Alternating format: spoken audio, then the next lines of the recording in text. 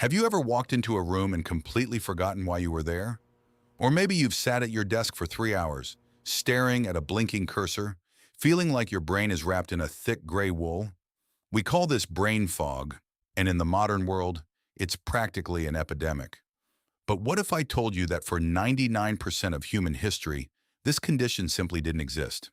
If your ancestors had experienced a foggy afternoon 50,000 years ago, they wouldn't just have been unproductive, they would have been dead.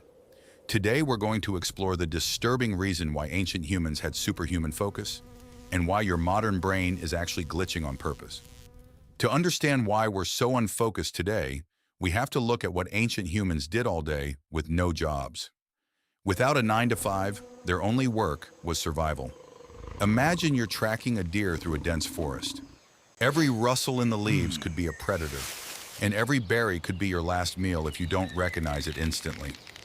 In this environment, brain fog was a death sentence.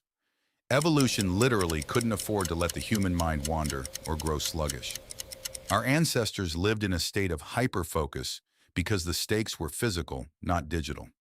While you might lose focus today because of a TikTok notification, they stayed sharp because of the disturbing ways they had to survive. Like during winter, when every calorie and every decision meant the difference between life and death. Their brains were finely tuned survival machines, fueled by a diet of high-nutrient foraging and the constant, low-level pressure of the wild. But it wasn't just the danger that kept them sharp. It was their environment. Think about what ancient humans did at night. They didn't have blue light screens or endless scrolling.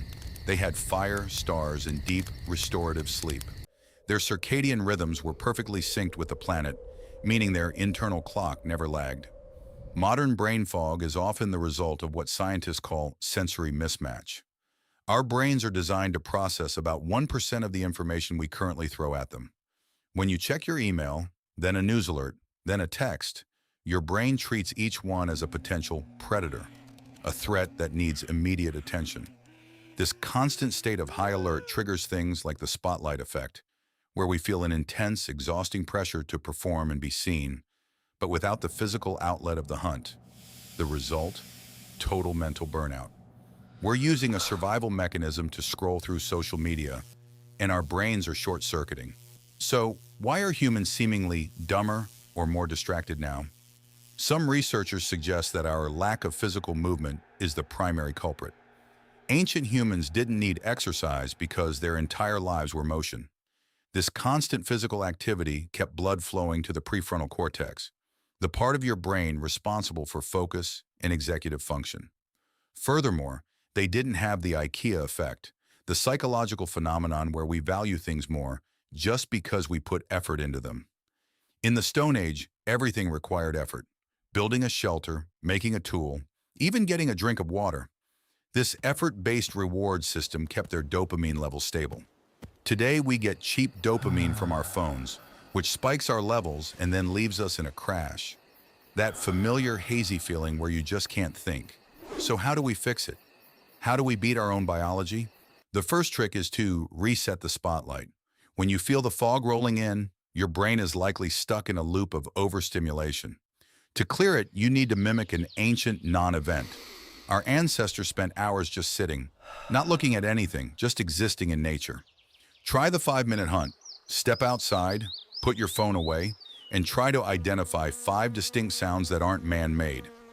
This forces your brain out of its glitchy modern state and back into its ancestral scanning mode. You're telling your prefrontal cortex, the danger is gone, you can focus now.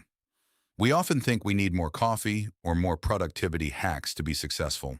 But the truth is, to beat your brain, you sometimes have to treat it like it's still 50,000 years ago.